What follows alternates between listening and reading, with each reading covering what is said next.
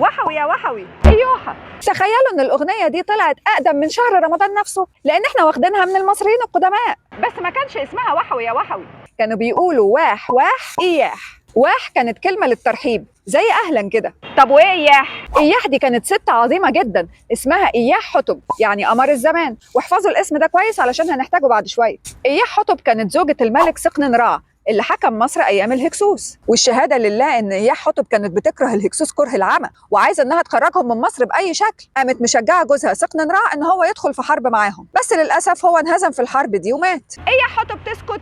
ابدا، قامت بعت لهم ابنها الكبير، بس برضه للاسف هو فشل ومات في الحرب. اياح حتب تيأس؟ لا يمكن، قامت بعت لهم ابنها الثاني احمس اللي قدر المره دي ان هو ينتصر عليهم ويخرجهم من مصر خالص. وقتها المصريين استقبلوا أحمس ووالدته إياح حتب بسعادة كبيرة جدا، وغنوا لهم واح واح إياح، يعني أهلا أهلا بقمر الزمان.